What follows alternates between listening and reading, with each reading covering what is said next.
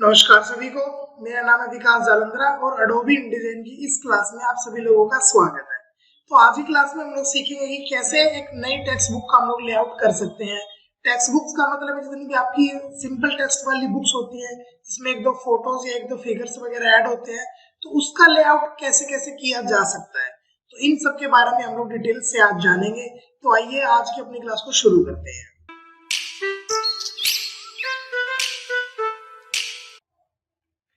सबसे पहले हम लोग अपना सॉफ्टवेयर खोल लेंगे एडोबी इंडिजाइन। इसके अंदर हम लोग क्या करेंगे, एक नया पेज क्रिएट करेंगे। नया पेज क्रिएट करने के लिए अभी मैं साइज रख रहा हूं लेटर साइज, तो मैंने प्रिंट पे गया एंड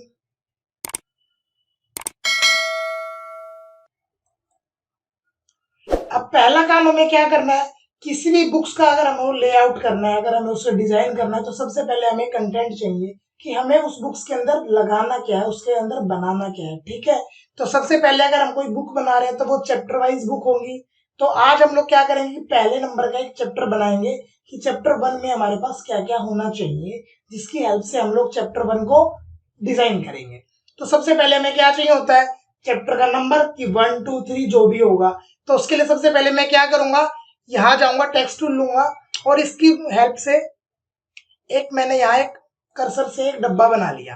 तो इसको मैंने नाम दे दिया 1, यानी ये जो चैप्टर नंबर 1 होगा। इसका मैं साइज रख लेता हूं अराउंड 30, या अगर आपको ज्यादा छोटा लगे तो अभी आप 50 रख सकते हो। इससे ज्यादा बड़ा हम लोग इसको साइज को नहीं लेते हैं। और ये मैं कर लेता हूं बिल्कुल सेंटर में। ठीक है, अलाइनमेंट्स की क्लास अगर आप लोगों ने अभी नहीं देखी है तो पहले आप डिस्क्रिप्शन बॉक्स से अलाइनमेंट्स की क्लास का लिंक लेकर अलाइनमेंट्स की क्लास ले सकते हैं। उसके बाद हम लोग क्या करेंगे, चैप्टर नंबर हमारे पास आ गया। अब हमको चाहिए चैप्टर का टाइटल। चैप्टर के टाइटल के लिए क्या करेंगे, मैं इसी की एक कॉपी और निकाल लेता हूँ और यहाँ मैं इसका रख देता हूँ चैप्टर टाइटल। मैंने टाइटल रख दिया विराट कोहली। ठीक है, अब मैंने विराट कोहली क्यों रखा, क्योंकि मेरा जो भी टाइटल है, जो भी मेरा कंटेंट होगा वो विराट कोहली से ही रिलेटेड हमें मिलेगा। ठीक है, और मैं इसको सेंटर कर लेता हूँ, फिट टू पेज कर। इसके बाद हमें एक ऑथर का नाम लिखना होता है कि इस चैप्टर को लिखने वाला कौन है। अगर आप खुद राइटर है, खुद ऑथर है, तो आप अपना नाम दे सकते हैं। अदरवाइज अगर आप किसी क्लाइंट के लिए काम कर रहे हैं और वो एक ऑथर्ड बुक है जिसमें मान लो 10 चैप्टर है और वो 10 के 10 चैप्टर किसी अलग अलग पर्सन ने लिखे हुए हैं, तो हर एक चैप्टर के अंदर आपको उसका नाम देना होता है। तो ये दो चीज तो हम लोगों ने अभी लिख ली। अब हमें क्या चाहिए, ऑथर का नाम। ऑथर के नाम के लिए हमारे पास कंटेंट होना जरूरी है। तो मैं सीधा कंटेंट पे चला जाता हूं, हमारा कंटेंट। अब ये जो कंटेंट मैं आप सब लोगों के सामने दिखा रहा हूं, ये कंटेंट क्लाइंट से मिलता है आप लोगों को। ठीक है, कहीं जाने की जरूरत नहीं है। अगर आपको क्लाइंट्स नहीं देता, आपके पास कोई क्लाइंट नहीं है या आप खुद ही अपने ऑथर राइटर है, तो फिर आप अपने पास ये मैटर ले सकते हैं। ये कंटेंट मैंने क्रिक बस की वेबसाइट से निकाला है। आप लोग भी चाहें तो डिस्क्रिप्शन बॉक्स से इसका लिंक ले सकते हैं और आप इस फाइल को, आप भी ये कंटेंट डाउनलोड कर सकते हैं। तो सिंपली सा मैंने इस सारे कंटेंट को कॉपी किया और अपनी वाली फाइल में, जो फाइल हमने बनाई है, इस फाइल में हम लोग यहाँ एक पेस्ट करेंगे इस कंटेंट को। अब सबसे पहले हम लोग इसके ऑथर का नाम देखेंगे कि किस राइटर ने या किस बंदे ने या किस ब्लॉगर ने इसको लिखा है, तो वो बिल्कुल लास्ट में मिलेगा हमें। मैं यहाँ से पेज इंसर्ट कर लेता हूँ। अच्छा, पेज इंसर्ट करके आपके पास दो तरीके होंगे। नंबर 1, आप यहाँ प्लस का सिंबल आपको नजर आएगा, उस पर क्लिक कीजिए और ऐसे यहाँ पर आप ड्रैग कर देंगे। फिर उसके बाद दोबारा आप क्लिक करेंगे और फिर आप यहाँ पर ड्रैग कर सकते हैं। ठीक है, या फिर इसकी शॉर्ट कमांड मैं आप लोगों को बता देता हूं। उसके लिए सिंपली आपको क्या करना है, यहाँ प्लस के सिंबल पे आपको क्लिक करना है और शिफ्ट के साथ आपको यहाँ पर छोड़ देना है। तो ऑटोमेटिक जितने भी पेज उसको चाहिए होंगे वो ऑटोमेटिक इंसर्ट कर देगा कंप्यूटर अपने आप से, सॉफ्टवेयर अपने आप ये काम करेगा। ठीक है, तो हमारे पास ये आ गए हैं पेजेस। इसके लास्ट में लिखा है, ये देखिए, रिटन बाय ऋषि रॉय। तो ये हमारा क्या हो गया, ऑथर या राइटर कह ले, जो भी आपको कहना आप वो कह सकते हैं। तो मैंने एक बॉक्स और निकाला और इसको मैंने ये नाम दे दिया। आप चाहें तो ये सारे काम एक टेक्स्ट बॉक्स के अंदर भी कर सकते हैं, बट मैं सजेस्ट यही करूंगा कि आप अगर अलग अलग करेंगे तो आपको दिक्कत नहीं आएगी। अगर एक के अंदर करना भी है तो आपको पहले डिफरेंट स्टाइल बनाने पड़ेंगे ताकि आप मैन्युअली उनका नाम दे सकते हैं कि आपने उसको दे दिया chapter number, chapter title, author name, तो उसके हिसाब से भी आप स्टाइल बना सकते हैं। मैंने स्टाइल की स्पेशल एक क्लास बनाई हुई है, तो अगर आप लोगों ने भी वो क्लास नहीं देखी है तो पहले आप वो क्लास देख सकते हैं। तो चलिए सीधा सा मैं इसको टाइटल केस कर लेता हूँ और सेंटर कर देता हूँ एंड इसका फॉन्ट साइज मैं अप्रोक्स 20 रख लेता हूँ। ठीक है, 20 रखने के बाद मैंने इसको सेंटर कर दिया।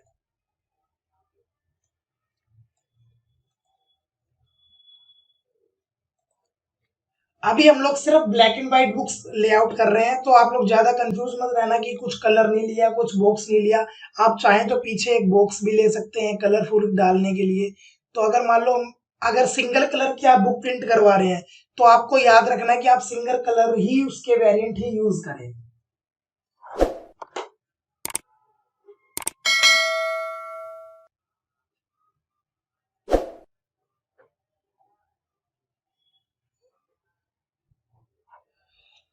तो चलिए मैं इसका वेरिएंट ले लेता हूँ, इसको 20% ग्रे ले लेता हूँ। ठीक है, ये मैंने इसको 20% ग्रे ले लिया।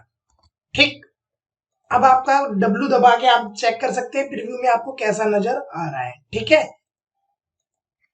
ये लीजिए, आपको लेआउट ऐसा लगेगा, आपको ऊपर का जो चैप्टर है वो इस टाइप से दिखेगा। ठीक है, आप चाहें तो ये जो रेड लाइन आपको नजर आ रही है, मार्जिन की क्लास में आपको ऑलरेडी बता चुका हूं। आप चाहें तो मार्जिन काफी कम करके भी आप देख सकते हैं कि हाँ मुझे इतने ऊपर से यहाँ टाइटल चाहिए या उतना सब टाइटल चाहिए, वो सब आप लोग कर सकते हैं। ठीक है, अब सबसे बड़ी बात, जब भी आप ऐसा कोई काम कर रहे हो, कोई भी टेक्स्ट बुक बना रहे हो, कोई भी लेआउट्स कर रहे हो, तो सबसे पहला काम as a designer, as a typesetter, as a DTP operator, जो भी काम कर रहे हो, आपको सबसे पहले क्या कमांड प्रेस करनी है इस टाइप के काम में?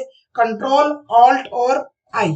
ठीक है, जैसे ही आप ये ऑन करेंगे, मैंने आपको पहले भी बताया था, इससे क्या होगा कि आपको ना सिंबल नजर आने लग जाएंगे कि किसके अंदर क्या क्या कमांड ऑलरेडी दी हुई है, ताकि उसी के बेस पर आप लोग अपना काम फटाफट कर सके। अब जो हमारी ये हेडिंग है, इसको मैं एक नया नाम दे देता हूँ, इसका नाम रख लेते हैं मेन हेडिंग। ठीक है, अब मेन हेडिंग क्या होगी, इसको हम लोग कर लेते हैं बोल्ड में। ठीक है, रेगुलर नहीं, बोल्ड। फॉन्ट आपकी मर्जी, आप कोई भी यूज कर सकते हैं। बोल्ड करने के बाद मैंने इसको कर दिया 2 फॉन्ट और बड़ा कर दिया। ठीक है, और इसके बाद मैं यहाँ जा रहा हूँ स्पेसिंग पे। स्पेसिंग में अभी आपको जाने से पहले यहां से आप जाके इंचेस कर लीजिए, ताकि आपको स्पेस करने में आसानी हो। इंचेस कर लो या मिलीमीटर कर लो, वो आपकी चॉइस है। तो इंचेस करने के बाद आप आफ्टर स्पेस दे सकते हैं। कुछ आप डिसाइड कर लीजिए कि हाँ हेडिंग के बाद और जो हमारा बॉडी टेक्स्ट है उन दोनों के बीच में इतना गैप होना चाहिए। तो मैं अभी सिंपली यहाँ पर ये ओके कर देता हूँ। ठीक है, डन। नेक्स्ट उसके बाद हमारे पास 2 पैराग्राफ आ गए। अब सिंपल पैराग्राफ के लिए आपको ज्यादा कुछ नहीं करना है, एक नया स्टाइल जहाँ बनाना है आपको, और इस नए स्टाइल का हम लोग नाम दे देते हैं, आपकी चॉइस, आप बॉडी टेक्स्ट दो, कुछ भी दो। अगर पब्लिशर्स की मैं बात करूं तो काफी सारे मेन मेन जो पब्लिशर हैं वो एक स्टाइल और एक लेआउट यूज करते हैं।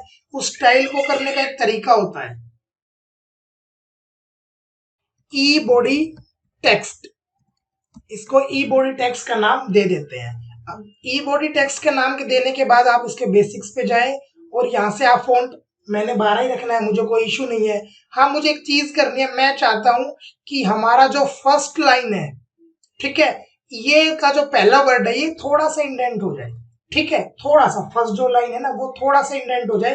पहला पैराग्राफ, पैराग्राफ की पहली लाइन थोड़ी सी इंडेंट आ जाए, ताकि हमें पता लगे कि यहां से नया पैरा स्टार्ट हो गया। ठीक है, चलिए ओके करते हैं।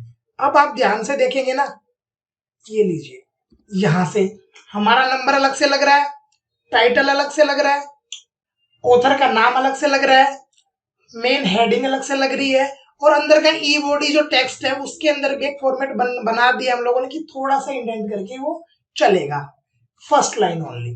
ठीक है, अब हम लोग आगे बढ़ते हैं। इसको मैं जरा सा ऊपर कर लेता हूं ताकि थोड़ा सा आपको कूल लगे, अच्छा लगे।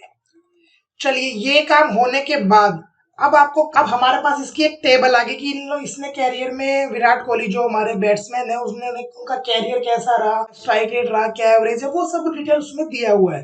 तो आपको कंटेंट पढ़ना नहीं है, आपका काम कंटेंट पढ़ना नहीं है, आप कंटेंट रीडर नहीं है, प्रूफ रीडर नहीं है, आप एक लेआउट डिजाइनर है, तो आपको कंटेंट के अंदर ज्यादा डिटेल में नहीं जाना कि क्या लिखा है, उसका मीनिंग्स क्या है। बस आपको ये देखना कि मेन हेडिंग कौन सी है, उसकी सब हेडिंग कौन सी है। तो ये अगर मान लो इसको मैं देता हूँ टेबल की हेडिंग, तो टेबल की हेडिंग देने के लिए मैं एक और नया स्टाइल बना लेता हूँ जिसका नाम देंगे हम लोग टेबल हेडिंग। इसको सेंटर कर लेते हैं। सेंटर करने से क्या होगा कि जो हेडिंग है वो आपको थोड़ी सी डिफरेंट नजर आएगी कि हाँ ये एक अलग ही हेडिंग है। आप चाहें तो इनकी नंबरिंग भी दे सकते हैं कि table number 1, table number 2, table number 3, right. तो सेंटर करने के बाद हम लोग इसका क्या कर लेते हैं, इसको आइटैलिक्स कर लेते हैं ताकि थोड़ा सा और अलग से लगे, राइट। और 13 कर देते हैं। अब हम चाह रहे हैं कि जो इसकी हेडिंग्स है वो किसी पैराग्राफ या ऊपर जो भी उसका काम है उससे थोड़ा सा नीचे है, बीच में गैप आए। तो हम लोग जैसे हम लोगों ने पहले स्पेस आफ्टर दिया था, इसमें हम लोग क्या करेंगे, स्पेस बिफोर दे देते हैं और आफ्टर में भी थोड़ा सा हम लोग स्पेस दे देते हैं, ठीक है। और ये हमारा एक लेआउट अगला स्टाइल तैयार हो गया। चलिए प्रोफाइल के बाद हमारे पास आ गए हैं ये कॉलम्स। एक ये टेबल हम लोग फटाफट बनाकर तैयार कर लेते हैं। टेबल्स बनाने के लिए आपको ध्यान रखना है जितने भी कॉलम्स होंगे वो टैब से आप मैन्युअली चेंज कर सकते हैं कि हाँ ये उसका टैब है और ये इसको आप चेंज कर सकते हैं। टेबल क्रिएट करने के लिए क्या करेंगे, जैसे कि मैं आपको पहले बता चुका हूँ, मैटर को सिलेक्ट करेंगे। सिलेक्ट करने के बाद यहाँ टेबल में जाएंगे और टेबल में जाने के बाद कन्वर्ट टेक्स्ट टू टेबल पे क्लिक करेंगे तो ये ऑटोमेटिक उस टेबल। अब यहाँ आने के बाद आपको देखना है कि ऊपर कौन से वाले कॉलम्स की क्या क्या हेडिंग्स है। तो ये कैरियर समरी एक वर्ड है जो अलग अलग हमारे पास डिवाइड हो गया है। तो अब मैं क्या करूंगा, इन सारों को सिलेक्ट करके इनको मर्ज कर दूंगा। मर्ज करने के लिए क्या करेंगे, राइट क्लिक करो और आप मर्ज पे कर सकते हो, ठीक है। और ये सारा हमारा मर्ज हो गया। अब ये इसको मैंने डिलीट कर दिया और ये हमारी एक मेन हेडिंग हो गई। अब हमारे पास ये वाला वर्ड भी है तो हम लोग इसको भी सेट करेंगे।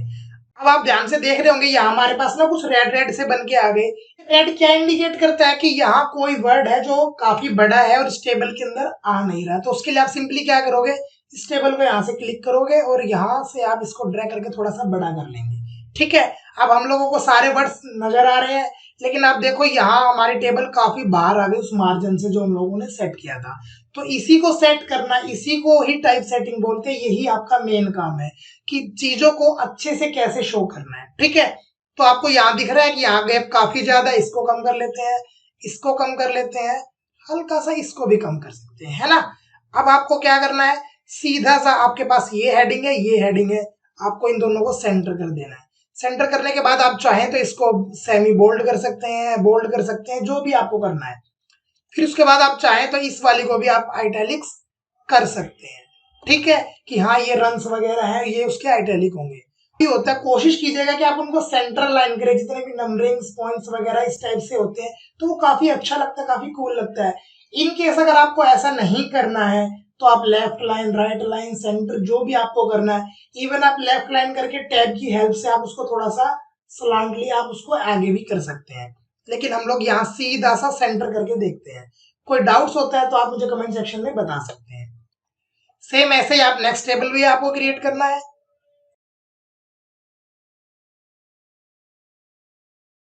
अब ये काम होने के बाद हम लोग आगे बढ़ते हैं। आप चाहो तो टेबल्स आप दोबारा कर लेना, मैं आप आगे बढ़ रहा हूं ताकि आपको वीडियो में ज्यादा से ज्यादा आपके काम की चीज आए, ठीक है। तो इसको फिर सीधा सा मैं मेन हेडिंग दे रहा हूं और बाकी के नीचे वाले को ई बॉडी टेक्स्ट दे दिया मैंने, ठीक है। अब ई बॉडी के अंदर हम लोग थोड़ा सा चेंजेस करते हैं। आप ध्यान से देखना, ये हमारा जो टेक्स्ट है ना वो लेफ्ट लाइन हुआ है, मतलब लास्ट में क्या होगा कि उधर से ना मैटर थोड़ा सा खिसक रहा है, वो अच्छा नहीं लगता काफी। तो उसके लिए हम लोग क्या करेंगे, ई बॉडी को दोबारा सेलेक्ट करेंगे और इस वाले के अलाइनमेंट्स के ऑप्शन पे जाएंगे और यहाँ पे जाके लेफ्ट जस्टिफाई कर देंगे। जस्टिफाई कर देंगे और उसके अलावा जो हाइफेनेशन है ना वो भी ऑफ कर देंगे, ठीक है। That's it. अब देखिए कितना अच्छा लग रहा है ये। अब आपका एक पेज बन के रेडी हो गया है, ठीक है। सिंपल सा एक टेक्स्ट बुक का एक पेज आपका बन के रेडी हो गया है। अब इसके अलावा टेक्स्ट बुक में और क्या चीजें ऐड होती है, मैंने आपको हेडिंग बता दी, आप उसकी सब हेडिंग्स जितनी भी चाहें वो बना सकते हैं। ऑलरेडी मैं आपको क्लासेस में बता चुका हूँ। टेबल्स क्रिएट करना मैं ऑलरेडी बता चुका हूँ, यहाँ पे भी आपको रिपीट कर दिया। तीसरी जो मेन चीज इसके अंदर आती है वो क्या होती है, कोई फोटोग्राफ्स या कोई भी ग्राफ्स, कोई छोटी सी फोटो हो गई या कोई ग्राफ हो गया, तो वो दो चीजें और आपको ऐड करके दिखाता हूं मैं आपको, ठीक है। मान लीजिए यहां पर हमें कोई फोटो लानी है, यहां, ठीक है। तो क्या करेंगे, सिंपली कंट्रोल डी,